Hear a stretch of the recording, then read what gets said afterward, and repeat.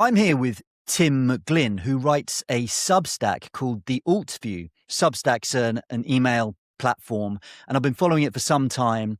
And the AltView is very interesting. It provides a skeptical take on alternative investments and has written some interesting articles around things like performance reporting and, more recently, evergreens and the structures there.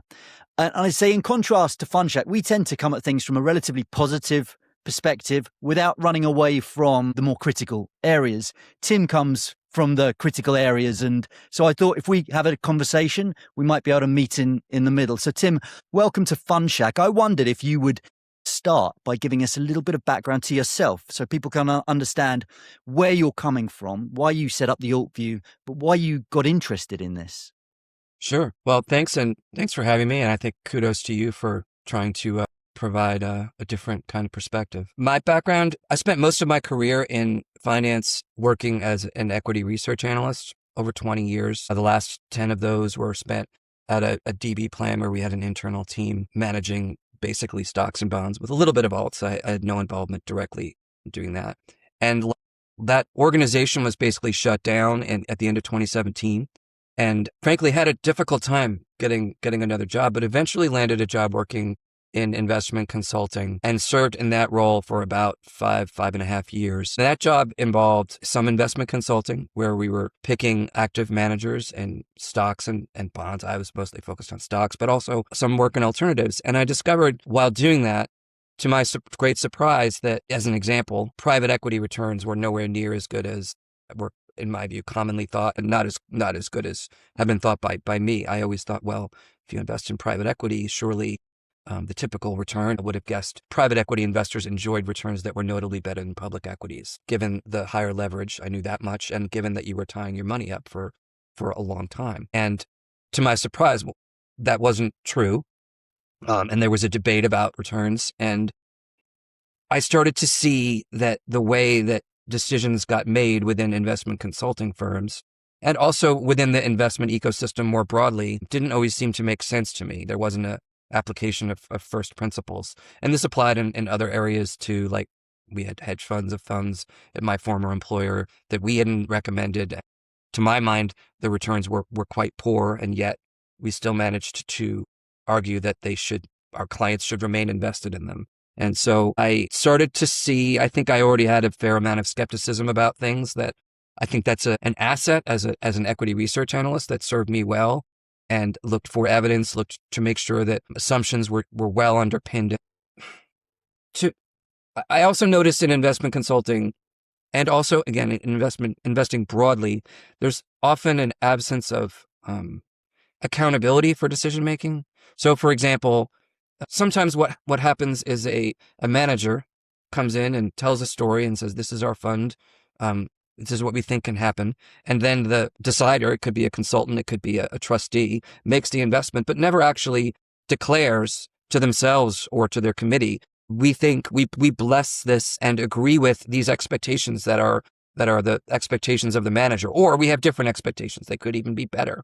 And so I'm trying to shine a light on what I see as weaknesses in the process. And it's also what I'm describing now is very abstract and kind of arguably soft. But what I also try to do is give specific criticisms to specific firms and what they say and what their assumptions are to help shine a light. Great for kicking us off. Let me just come back to you on a few things.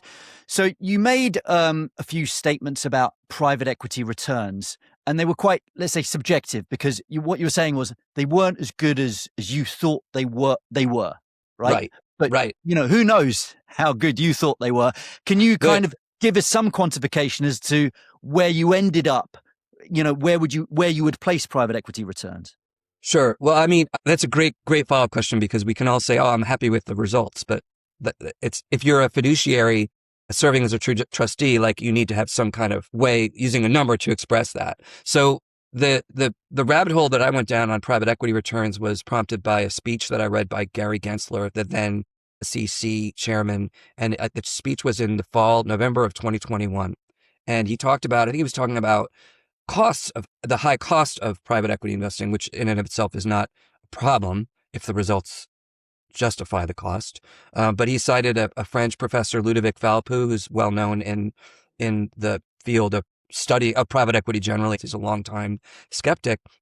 I'd never known that there was a viewpoint like Ludo's, and his studies showed that the typical fund had a result that was no better than public markets. Depends on what period you're using, depends on what benchmark you're using. And I've also looked at funds of funds. Funds of funds would be, funds, a portfolio of private equity funds, which is a so-called fund of funds. The statistics there's one study that I cite regularly that shows that the typical fund of funds, the median fund of funds, underperformed the S&P 500. And that was data from the 80s. Don't quote me exactly on this, but we can put it in the notes. From the 1980s to 2018, that was that data. And now obviously we have had some years subsequent to, and I think the data on that study was only funds through 2012, because you have to wait a couple of years to get for the vintage year results to be meaningful, for better or for worse. Obviously, in the last 3 years, the results have been woeful. Over the last 10 years, they're pacing around public equities. But importantly, it's important to not let oneself get sort of, I guess, deluded by the notion that even that a wee bit of outperformance justifies investing in private equity. And the industry would love to have you think that it does, but the OG private equity people like David Swenson would argue that you need to have an increment of, say, 3 or more % per annum outperformance in order to justify the decision to invest. And that would be for someone today that's deciding you don't know the future, but you wouldn't, to my mind, want to do it if you thought, well, we'll get 0.1% of extra performance from private equity. That would be silly. Why would that be silly? Because liquidity and because illiquidity, you're getting your money locked up. The industry talks about the illiquidity premium, but the illiquidity, meaning the increment of extra return that you historically would get or would expect in the future to get from locking up your money. And then the fact that private equity is certainly on average and in most cases more leverage. So if you have a business that's got more leverage, you ought to expect a higher return. Okay. This is not me making up the standards. This is like what the standards in my mind. This is what the standards used to be, and the world is evolving, and as results have gotten softer, the goalposts are being shifted. There's a Northern Trust study that I mentioned in my papers from back in 2012, and they put together the expectations of various, it's still out there on the web, various institutional investors, and typically it's somewhere between 2, I think, and 4% of extra return over public equities per year was the standard. The industry does not talk that way anymore in general. I think that's partly because the recent results have been worse. And the reason you would look for those extra returns would be illiquidity, the fact that you can't get your money back when you want to, and leverage. This is, to me anyway, those are the 2 key reasons why one ought to have a performance threshold that's higher than public equities. Okay, let me come back to you on a few things. So first of all, I'd say one thing about private equity returns is that understanding what they are is not a trivial exercise. It's difficult. So it's not like there is the truth and it's being deliberately manipulated. There isn't a truth about private equity returns. It's complex, particularly when you start benchmarking them. Now, you can approach it more or less cynically, I guess. And you're always going to expect people that are selling a product, because that's what they do for a living, to present their past performance in a more rather than less flattering light, because the whole exercise is subjective. So it's not that there's, I would say, anything wrongdoing here. It's just the fact that it's a nuanced exercise that requires some level of sophistication to understand what's going on. So I'd say that's the first point I make. The second is that you referenced Ludovic Valpou's work. I would say, and I'm a big fan of his work. He's very, very interesting. But I would say he's like the academic equivalent of you. He's deliberately coming at this from an incredibly skeptical perspective. And there's a lot of academic work that I'm not saying he's like miles off or anything. It's just, as I say, you can do a lot with the data. And there's other academic work that's, I would say, marginally more positive, even coming out of the same business school. So there's that. So I think it's like, what time period are you measuring it? What benchmark are you using it? Another point I'd make is that I'd say 3% over public market benchmarks. That sounds like quite a lot to me. And your justification is because, well, you've got to suck up the illiquidity and the leverage, and you said that it's worse a riskier asset class. Well, yeah, maybe, and there are downsides to illiquidity, but I would say that for the end investor, illiquidity is a much less serious issue than for the intermediaries. Intermediaries love liquidity because it helps them with their reporting and it makes them feel relevant. End investors only care about the final outcome, generally speaking. They care about what their pensions are going to be at the end of the day, or their insurance premium, or whatever it is. And with regards to leverage, so just to jump on to the final point, yeah, I would say that leverage does not make the asset class more risky, because it's not a zero sum. It's not like buying the S&P with debt, because you're in control of the assets. And I think that's borne out in the failure rate of portfolio companies, but also particularly with regards to the performance of buyout funds as a whole during crisis vintages. And so it's not necessarily as risky. So while I don't think you should expect, no premium over public markets, I think there's a conversation to be had as to where that premium lies relative to the perceived disadvantages and complexities. Fair points, I think. The first thing I would say is that, there's no one person that knows everything. I'm relatively new to this compared with, say, Ludo Falapou, and it is a complex issue. Benchmarking. We're talking about. I'm sometimes conflating benchmarking with standards of performance, which are not the same. I don't think, for example, it's if you look, increasingly people will be saying, "Oh, look at the last 3 years of private equity. Dreadful performance compared with, the NASDAQ." And I don't know that that's fair. Longer term performance always means more. A couple other things come to mind. One is that irrespective of whether you think of leverage as calling for a bigger return, or think of illiquidity as calling for a bigger return, the facts are, that you can see the way that the investment product is being framed. It used to be framed that way. This is why you get this extra return. And now increasingly, as that extra return compared with history is diminished, the conversation changes. And that's something I observed in the hedge fund world when we had, in my prior firm, when we observed that our investments in hedge funds of funds stopped showing what they had been originally promoted. It's not. Yeah. So we could disagree about. Go ahead. Well, what I was going to say was that's a completely fair analysis. I think part of the problem lies in this whole concept of the illiquidity premium. And I don't know if it's the private equity industry that came up with this or just economists or something, but I fundamentally think it's looking through the telescope from the wrong end, because you don't get outperformance in compensation for the fact that you don't have liquidity. You should get outperformance because you are providing the manager with the flexibility of using your capital as they see fit, because you no longer have that flexibility. See, if you see what I mean. And so that's an important distinction, because if you think that it's compensation for the inconvenience, then the only way that they can compensate you is by taking on more risk. But that's not how they're doing it. Typically, they're doing it because they have greater flexibility in the use of your capital. Right. No, you've thought it through. I mean, a lot of people don't. I didn't either at first. I thought, it's something that people in the industry say, and that sometimes that investors in the private equity are told, and then they repeat it. It's illiquidity is something that is associated with this investment. It is a guarantee of return. And in some cases, there is an illiquidity discount. The other thing I was going to mention earlier about when you're talking about performance, one of the things that I find troubling for those that might invest in private equity is that they don't realize that the performance from historical performance from bad performing funds. We're not talking about like a pooled average or all of the dollars invested in private equity. We're talking about like the worst 25%. Well, something I know for sure is that the percentage of funds that comprise the worst 25% is 25%. Someone is getting bad results. And we can look at the public market equivalent, which is, I think, a better way of measuring private equity returns than, for example, IRRs, which have all kinds of flaws. But no one, very few, I am now talking about it, but most people in this ecosystem don't want to talk about having invested in the worst funds. Those that have invested in the worst funds don't talk about it for different reasons. And I mean, in the US, one of my concerns is that there's a lot of litigation concern in defined contribution plans, which may soon have private equity invested in them. And the plan sponsors, the employers that offer these plans, they will not want to highlight bad performance.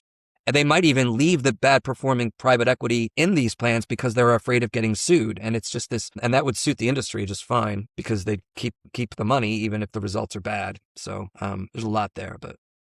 Yeah, so that goes back to your accountability point, which I didn't fully understand. At the start, you said there's a problem with accountability because, the fiduciaries can take the advice of the advisors and act on it without actually saying that they agree with it. It was something like that. How does that work? Well, what I've observed is that instead of saying, let me use a stock as an example. Let's say I'm working as an equity research analyst and I used to cover consumer staples. Let's say I'm recommending that my fund invest in shares of Nestle. Nestle, like most public companies, has its own earnings targets, various metrics, top line growth, volume growth, margin improvement, or not, and deploying capital in certain ways, perhaps buying back shares, perhaps acquiring new companies. And I, as an analyst, am able to take in that feedback from the company and do my other research, of course, understand the competitive environment and so on, and make a recommendation as to what to do, whether to buy the stock or not.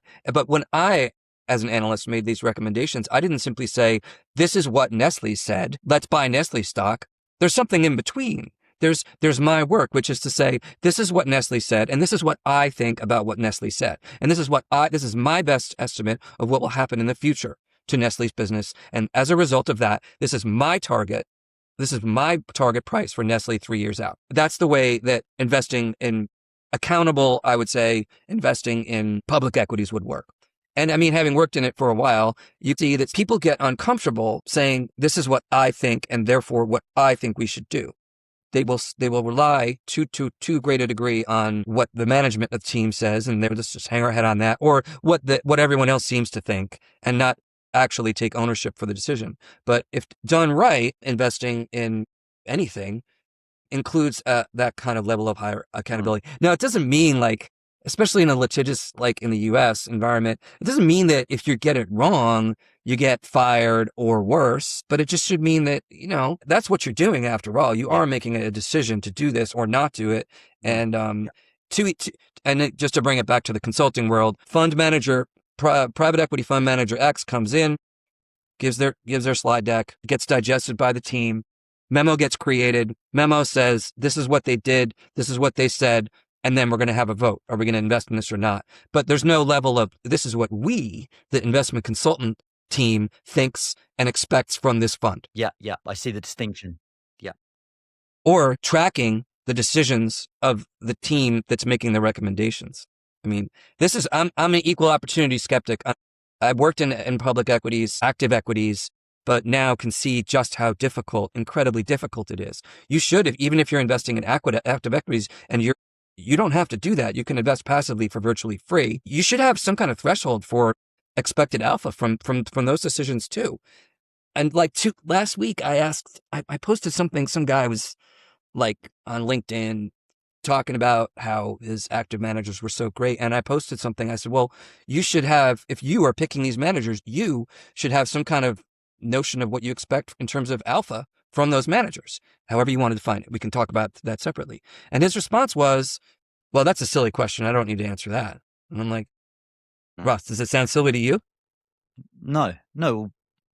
Yeah, of course not. We need a hypothesis. I know. And I mean, the future is murky. We don't know what's going to happen. And we can sometimes, and I lived through this too. Sometimes as an investor, you look way smarter than you are. And at other times, and these times can be multi-year periods, you look way stupider than you really are. In the end, it's a long road when you can invest for no or virtually no cost in simple traditional assets.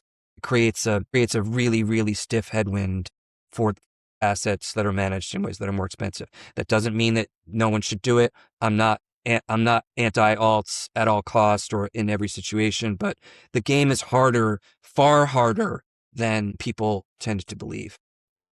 Yeah, sure. Should we move on to evergreens? So the private equity industry for all of its existence pretty much has been a closed-ended affair. They're drawdown funds. You put money, cash in, you get cash back. No longer now they're introducing a whole host of evergreen products. Some of them are listed, but a lot of them are unlisted. And you've written quite a lot about these these products. They're newish. They've been running for about 20 years, but actually the industry's only really got going in the last 2 or 3 or 4 years, let's say. And capital is Right. flooding in. They're very popular, right? Yeah. But you're very critical. Well, so they have great returns. They have great returns. Right. Great returns. Yeah, this I was an accident. I think last spring I was curious about just poking around about the different funds that were out there, and then I think it popped into my head the notion that, well, if I knew that certain evergreen funds, so these are private equity focused evergreen funds. It's important to be clear about that distinction, because to some degree it's much less a problem for evergreen funds that are not investing in secondaries or having the ability to mark things up. There was a bunch of funds out there I was looking at that and I thought to myself, wait, if you buy something at a discount and you're in a secondary fund, what do you price it at? And then that led me to, I quickly Googled it, and an article from the Wall Street Journal from 2024 came up by Jonathan Weil, and he had written about a couple of different funds that had been doing these same day markups, buying a certain private equity fund at, say, 90 cents on the dollar, meaning NAV would be net asset value, so the price ascribed to the fund by the fund's general partner, by the entity managing the fund. The purchase of said fund stake would be made at a lower price, but immediately the buyer of that fund the same day, in many cases, be able to say that it was worth notably more, which is, what can you say about that? It's allowed and probably wasn't terribly problematic until you had commercial products being built and marketed and being able to say that this was, again, I use the funny air quotes, performance. And it's allowed under our accounting policies, but it's prompting what I call the secondary cynical circle of life. So a fund gets launched, it can buy things on its first day, which might be the end of the quarter, immediately say that they're worth more, performance looks great. And this has been true for these funds, secondary focused funds, and also amazingly consistent and nary a down month. And that begets inflows, which beget more, like the term I use is NAV squeezing. You're just able to squeeze the excess return out and get a nice return. And to your very valid point, like the money is just flooding into this area, like you can't believe it, billions and billions of dollars. It's probably over $1 billion a month. Yeah, I would say at this point. The problems are, one, the performance. It defies belief. Some of these assets are being purchased at auction, like an organized auction by a reputable firm like Jefferies or Evercore or whatever. So there are many, many bidders. And so it would seem to me that the best choice for the value of those assets is the price paid, but the GPs get to decide who gets to buy these things to begin with. It's not like anybody can go buy these stakes, and the GP can impose terms like you need to use NAV if you buy these things, because it's kind of a bad vibes for the PE managers if others are starting to maybe doubt their own marks. The bigger problem, and this is I've written I keep banging the drum. At first I thought, well, I must be misunderstanding this. I must not get this. But the bigger problem is the investors of tomorrow. So when you have a fund that is buying things at discounts to NAV, let's call it 10%, and immediately saying that they are worth 10% more or 11% more, that means that tomorrow's investor is not getting anything at a discount. These funds keep growing. At some point, the law of large numbers catches up. The inflows will stop, and the incremental investor is going to get a raw deal. Personally, would argue that even when the inflows are happening, that it's not clear that the deal is going to be a good one. But the article, we can now also see as a playbook for the industry. What they can do is have these funds take in money. It's much better, much more attractive to operate an evergreen fund if you were a private equity manager than a drawdown fund, right? Because if you do a drawdown fund, what you do is you raise capital once, basically at inception. You are not leaving it open to incremental additional investors over time, and you don't really have to worry about. You have to worry about the marks for that fund over time, but you don't have to worry about it in the same way. It doesn't present the same ethical, in my mind, or commercial problems. But when the fund flows stop coming in, my expectation is that we'll see more of what we saw with, I always get it wrong, is it Blue Owl or Blue Owl? There are a lot of blues out there, the blues and the blacks, but a fund that just morphed into a real estate focused fund. to a listed vehicle. And that is, I think, going to end up being the end game to the detriment. I mean, it's going to be painful for the investors in these funds to have it be revealed what the market really thinks what a different market, not the GPs, but instead, the investors on the New York Stock Exchange or wherever they end up listing, it'll be their opinion that matters. And, you can expect, I think, discounts, maybe not as big as the recent one because that was a real estate, but there will be discounts for sure. Unless things change dramatically and it's 2021 again or something like that. And so this is a really interesting topic, and your latest Substack was precisely on this circle of life in the secondaries market. I wonder if we can try and get to the bottom of it. And so maybe we can separate the conceptual nature of this from the real world implications. And so the conceptual nature of this is all about what is valuation, I think. And in public markets, that's very, very clear. That's what public markets are for. They're all about price discovery. It's all about liquidity. It's why liquidity is the highest virtue, because it allows you to value assets constantly and transparently. And that's so helpful, particularly, I would say, for intermediaries, but it's helpful for everyone to have that. You don't get that in private markets. Private markets are inefficient. But I would argue that that's one of the reasons that you can outperform in private markets, because of that inefficiency, because of that lack of price transparency. And there's a legitimate reason for why you would accept the general partner, the fund manager's valuation over anyone else's, I think. And that's because they own it. And that means that they have much greater transparency than, let's say, someone who's invested in a public company that just gets the same annual reports and quarterly reports as everyone else. But they've got better transparency about that asset than anyone else. As you say, they can choose who owns it. And I think the reason they can choose who owns it is because these funds they're still partnerships. And some of the more old-fashioned managers, they don't view their investors as partners. So they're very careful about who buys their stuff. They're in control of they're in control of when they sell. So that's the other thing. So there's kind of an unspoken rule that whatever you're pricing your asset at within a drawdown fund, if you're going to sell it to a third party, it better be at a very decent markup to that. Otherwise, your reputation will really suffer. And so, if anything, you could argue that assets within drawdown funds, private equity funds, tend to be quite conservatively valued because of that expectation. And then so someone comes along and they buy a slice of this on the secondary market. And there might be lots of reasons for this. It could be because one of the other institutions have got liquidity problems, or the denominator effect, or regulatory problems. It might really have nothing to do with because everything's so intermediated, of course. We're dealing with bureaucracies. Bureaucracies are trading from other bureaucracies. And so it's very difficult to say, well, which one's the right value? I'm not saying you're wrong, but what I'm saying is that it's not cut and dried, I suppose. It's not cut and dried. Valuation is tricky.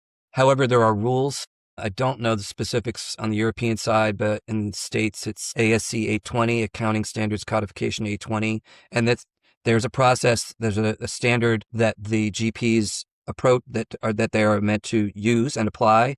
It is to be if it's applied correctly, it'll be a non-distressed transaction. So sometimes the industry will say, oh, well, this was a distressed seller. They might say that, but I mean, generally they're not. I mean, even if, you're talking about like the Ivy's selling, those happen over, a distressed sale wouldn't happen over the course of 9 months. It would happen in like a month, if not less. Yeah.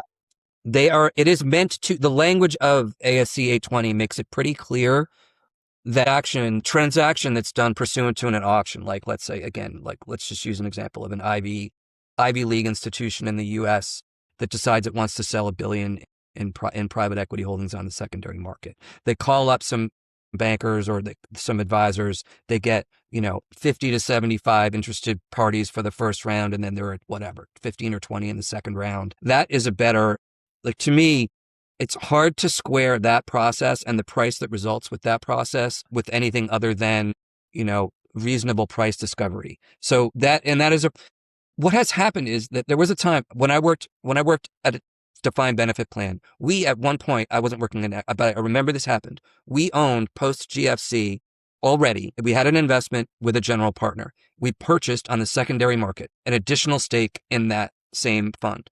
So what did we do?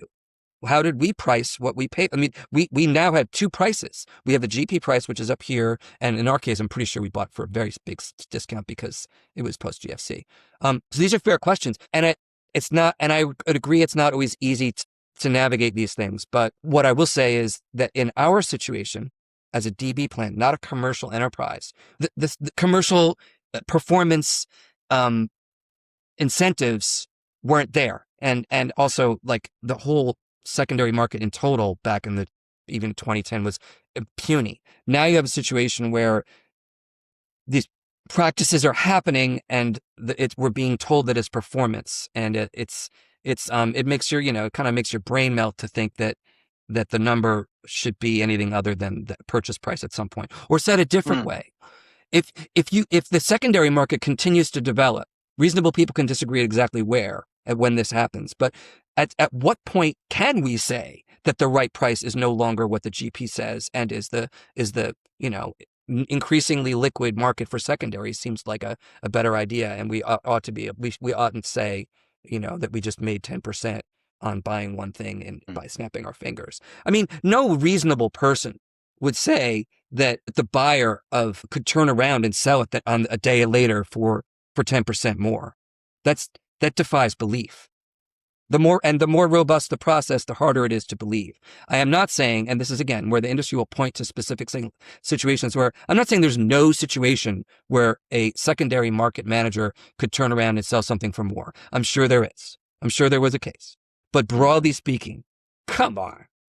No, I don't think that's the claim, though. I think the claim is that you can't value an illiquid asset like a liquid asset, and the reason for that is that, take my house for example. Let's say I think it's worth £1 million, but if I need to sell it next month with the AI scare or whatever, maybe it's worth much less than that. That's fine because I'm not going to sell it. I'm in control. I'm in control of when I sell it. And so that's the conceptual justification for taking the GP's argument. But you're arguing, but there's a liquid secondary market that's happening anyway. Someone's buying little shares of my house, whether I kind of want them to or not. Yeah. And so maybe we should be paying attention to that. But so long as I control the ownership of my house, the majority ownership, then I'm the one that calls the shots. So that's a conceptual case for the other side. The general partner will want to ignore the market for secondaries, which I can understand. And also really importantly, it's the evergreen funds that are showing gains and getting inflows will want to ignore the secondary market prices. But I mean, I would say we would disagree on this point for sure, because ASC, the language, at least in the US, says that this is what you would sell. This is what you would have sold this for on that date in an arm's length transaction that's not distressed. And clearly the actual, the actual prices for transactions show that those aren't the prices. Like, yeah. It's not the practice itself. It's not, valuation is a tricky thing. And I think a lot of what you're saying is actually true, but applied to this isn't the most important part. It's the commercial, the way that this is allowed to be used, this valuation approach is allowed to be used to the benefit commercially of these funds is what will cause, in my mind, investors' future distress, or at the very least, really underwhelming middling returns. This is evergreen secondary funds, not drawdown funds, and not even drawdown secondary funds, because they don't face this problem. Yeah. So I'm not sure we do disagree that much, because I was actually setting out more of the conceptual case. I can see there are problems emerging. So let's talk about some of the problems. Is one of the so let's park the future return side. Let's talk about, do you know much about the incentive of the managers of these evergreen secondaries funds? Are they rewarded based on performance that could just be NAV squeezing, as you call it? For sure. Yeah.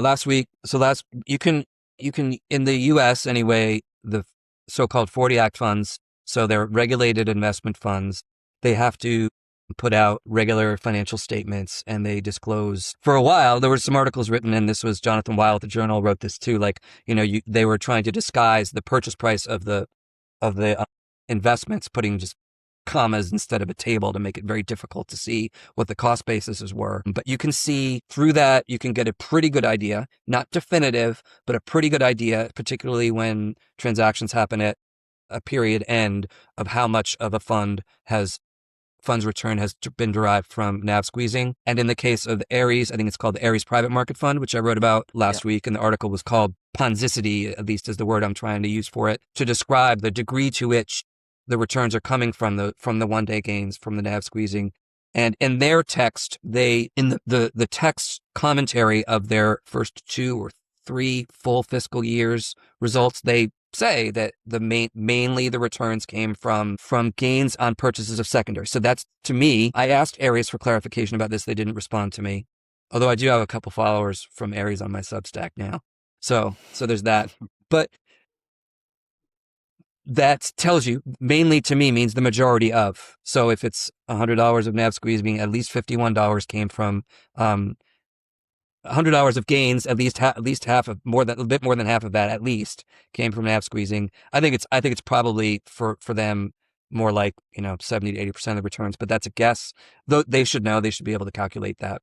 And that means, again, like I was trying to stress before, this fund has it's about a 1.5% management fee. So you pay based on NAV, not based on purchase prices. You're paying based on NAV 1.5% of your money per year. And they also have I believe it's a 10% performance fee. Performance kicks in at 0. So there is no, in the old world, and this is why another reason why tomorrow's investors might be unhappy.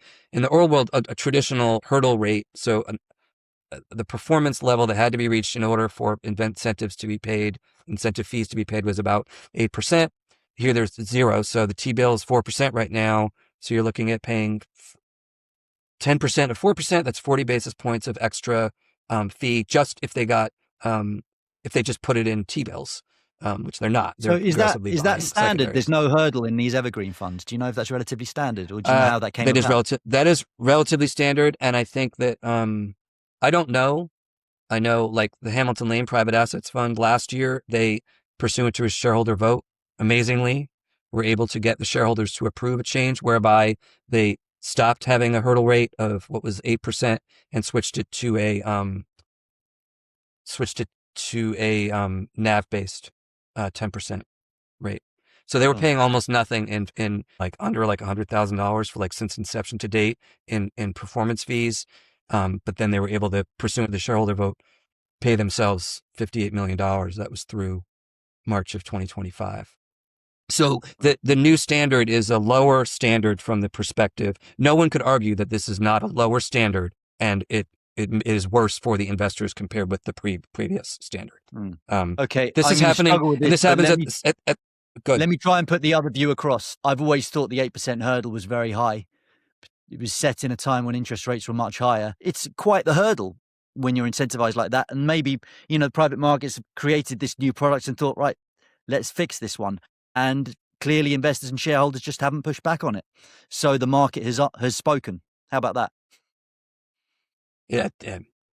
I think sold not bought. That's what I'd say. Right. Okay, I mean, okay. You can look at if the investors, for example, the Hamilton Lane case is a great one because they actually had it the old way, the old arrangement, the old better arrangement for investors, and switched it to the new worse for investors arrangement. This is in my view. Just because, why is it in my view worse? The reason is because as a result of this change, which they say was better, they took $58 million last spring from the fund as compensation. Now, the way that they argued it is that it was already being accrued, but it wasn't, because they were showing through secondary gains.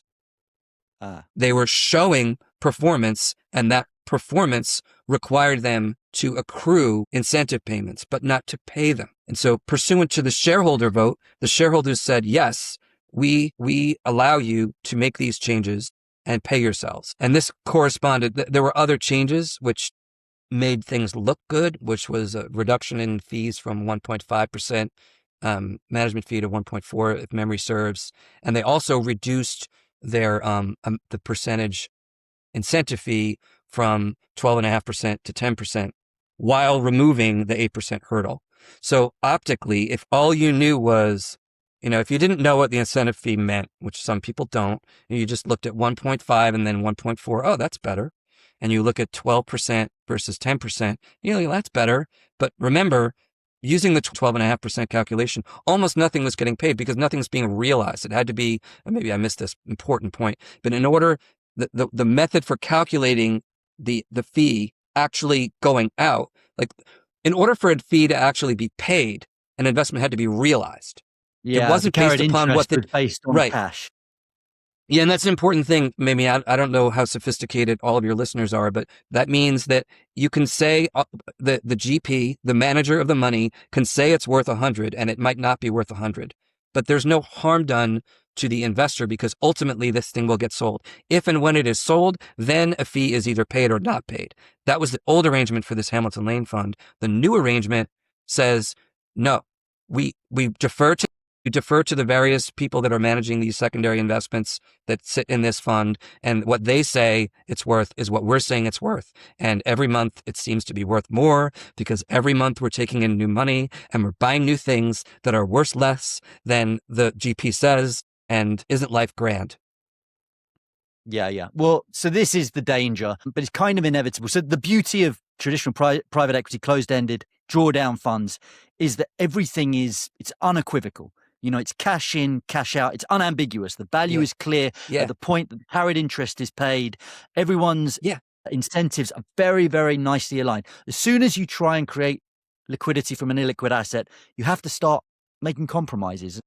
And I think this is an example of one of those compromises where they're probably saying, look, we're now in a NAV world. We've got to get out of this mindset of cash on cash. And so, if we're going to be serious about believing the NAV, then that's got to be the basis on which we're also remunerated.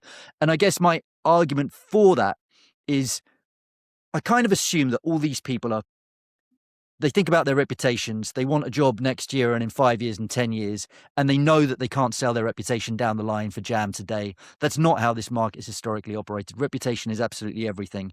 And so unless they can reasonably tell themselves a story that this is justifiable, they wouldn't be doing it. So So I feel a different way. Yeah. But no, I think your point is legitimate. It's just, and no, I think you raise interesting questions, and I ponder this too, like the notion, like, first of all, again, when I started writing about this a year ago, part of me thought, well, I must not understand some important nuance to this. I must not, like what I've just been describing. And I still sort of like in my head think, well, someone's gonna come out and explain to everybody how it really works. But increasingly, as that hasn't happened, I'm starting to think, okay, well, I've got it right. And I think what you say about like people caring about reputations is true. And I think there's a tension, though. I think that we both have said billions every month, billions, probably multiple billions, are flowing into these evergreen funds every month.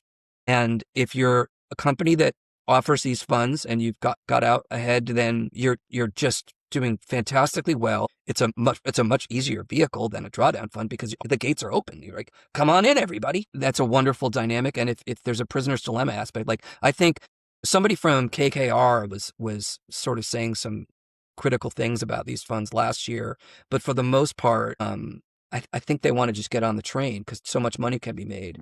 And I don't mean that to say like that people are evil. It's just like there's a measure of rationalization that happens. Even like Hamilton Lane, when they made these changes, I think it's almost like, well, everyone else is doing it. One of the arguments that they seem to make for making what I consider to be changes that are clearly less favorable to their own investors is that this is the industry standard now. Industry standard is now worse. Like some people, another anecdote, like some people, when they found out that last year, when this article about Hamilton Lane, which was, again, it was something I discovered, and then I brought it to the Wall Street Journal, and Jason Zweig published an excellent article about it. Some people like were incredulous. They said, how can there not be? There has to be a hurdle rate. Otherwise, it's like not private equity. Kind of like you were describing. It's almost like it says, eat what you kill. You have to make an actual crystallized gain. Otherwise, how could you do that? And people wrote back to me saying, Tim, you're wrong. No. I mean, I was maybe nervous. I thought I misunderstood it. But no, that's how these funds work. They didn't used to work this way. They work this way now. And so that's bad for, you could argue, I guess the industry will argue it's still important exposure to an asset class that is, that investors don't have enough exposure to, and 10,000 or whatever, 40,000 private companies. And there used to be so many more public companies and a lot of stuff that is like true, but not quite making the case for investing, in my view. So that's the diversification argument, which let's just park that for a second. Let's just Sure. talk about the returns, because this is what it comes down Yeah. to, is that the proof of the pudding is in the eating. Now, the proof of the pudding with a drawdown fund, as we said, that's unambiguous. The proof of the pudding in an evergreen fund, I think, is unambiguous over a long enough time period. And so you can game the system, but not forever. Eventually, you'll see whether the NAV progression matches the DPI, or the sale of assets, or the valuation. You'll be able to see if the valuations are real or not over time. And it won't take that long. We're talking a couple of years. And it's a very, very weird time at the moment as well. You know, if you look at pretty much any active manager's returns over the last few years are terrible compared to like the Mag 7 or whatever. It's a weird time, but you got to measure private equity returns in multiple years, if not decades. And that's when, so we really need to come back to this.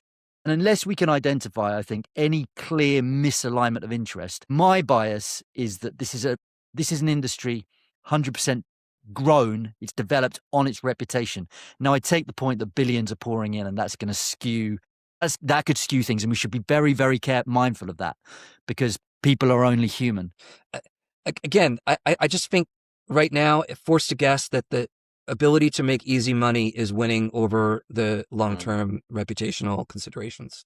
And so, another point I wanted to make, there will end up being, in my opinion, a very big difference between the typical experience, the experience of the average dollar invested in evergreen focused secondary funds, and the since inception performance of said funds. Again, using the Ares fund as an example, that fund started with, I'm guessing, just $100,000 in seed capital. I know it was $100,000. I'm guessing it just came from the company itself.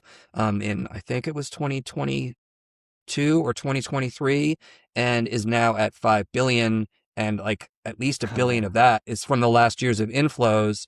So to what degree are we going to look at the 10-year result of that fund and give it much weight? You know, I used to start to say, like, when looking at mutual fund strategies, like, you know, and actually, interestingly, like I just heard, I think it was Hamilton Lane say, like, you know, these funds don't make money till they get to $1 billion. And I'm thinking to myself, all right, well, that's when I'm going to start looking at their performance, because until they're commercially viable, you know, it's like, you know, as others have written, I think it was Nassim Taleb wrote about how, you know, you could just launch 1 million seed funds, and just randomly a bunch of them are going to have extraordinary returns, and then just find a story to market the ones that did. And that's not what's happening here. But I'm saying that's not what's happening here because they don't need to do that, right? If you start a secondary fund, you know, you can, if you want to, you can have awesome results. There are no secondary market focused funds that struggle with performance. They are all awesome.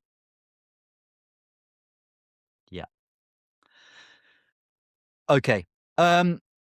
Few final thoughts. Do you have any thoughts on the listed side of private equity? Have you looked at those structures? There are listed business development companies, they're listed managers, obviously. Do you look at those?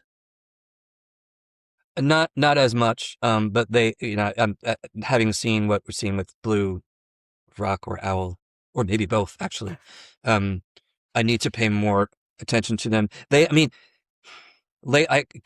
Hat tip to Leila Kunimoto, who writes Accredited Investor Insights. She's like all over these things, and I correspond with her sometimes. And I remember asking her a couple weeks ago, I was like, who else besides you and me a little bit is looking at these filings from these companies? Because, you know, they have to, it's weird. It's on the one hand, it's like being forced to do it if you're the company itself, the issuer, maybe has you thinking about things a little differently. But if no one's actually looking at them, it's how much good is it really? How much good does it really do? I think on balance, it still is good, because you look at others that don't have to make those disclosures, and you know, there really are. Even with the disclosures, sometimes you really don't know, because it's a list of just assets, and it's impossible to know what's actually owned. So no, I don't have strong opinions to share on those, other than to say, like, you know, at least you can look at the market price and say, well, that's what people are paying, and that means more than a GP value. So, but your point about not many people looking at this stuff in general, I think is very valid, which is one of the reasons I wanted to talk to you, because as we've said several times, there's a lot of money flowing into a lot of these structures. There is very, very little independent third-party analysis going on. And I think what you're doing on your Substack is important. I think there should be more of a public debate about what's legitimate, what's new, does this make sense, and just monitoring it. Because I think there may be bad actors, but that's not what this is about. This is really about an illiquid industry kind of trying to become more liquid. There are going to be bottlenecks. There are going to be things that need to be ironed out. Unless you are having that conversation publicly, then risks will build up for investors. So that's why I wanted to speak to you. And it's been a relatively unstructured conversation, but I think that's a function of the fact that, neither of us have had this conversation before, and neither of us have probably heard other people having it before, right? Right. It's just not happening anywhere. No, and again, great credit to you for having me on and trying to talk about it. I'm trying to be a bit more forceful and, I've mentioned a couple times, asking questions that no one seems to answer. Not all, I don't know. I think particularly with evergreen funds, I've identified I think it's a pretty big flaw for future investors when you think about how returns get generated, and the industry will keep marketing, you have partial liquidity. They'll say no J curve. They'll say instant diversification. All of these things can be true and not matter nearly as much. Sometimes there's one thing that matters way more than all of the other things which you've been documenting. I think to some degree, like I think I came to this sort of by accident, but it's like really, I think it's really important for the future returns of these products. And to some degree, and again, I'll use another little equity analyst story. Like sometimes as an equity analyst, you'd make a recommendation and you'd miss something and you'd find out that you'd missed it. And sometimes it was the market revealing that you missed it, or sometimes you only you kind of discovered something that you thought was really important and but didn't see. And I mean, I had some of those moments in my career and like my blood would run cold. I would be, but what I would always try not to do, and it's sometimes hard, is pretend that I didn't see this problem. I had to like surface it for myself, address it, share it with my bosses and say, look, I didn't see this. And I think that a lot of investors in these funds have not seen this. And for the funds themselves that market it, they are going to try to not acknowledge the problem. And also sometimes the investors in the funds will try to not acknowledge the problem or address it. And I think that's the wrong thing to do. To me, it's like, if you told me what I just told you about these funds, I think, and I don't think I'm being like egotistical, I think I would just say, no, thank you. I'm not going to do it. Okay. Well, I think I should kind of give an open offer to any funds that have been mentioned on this, that if you want to come on and have a chat with either me or Tim, I mean, it's up to you, Tim, whether you want to, but I'm certainly open to having a chat. So get in touch if you're interested. So anything else to say? For it. Good. No, thanks for having me on.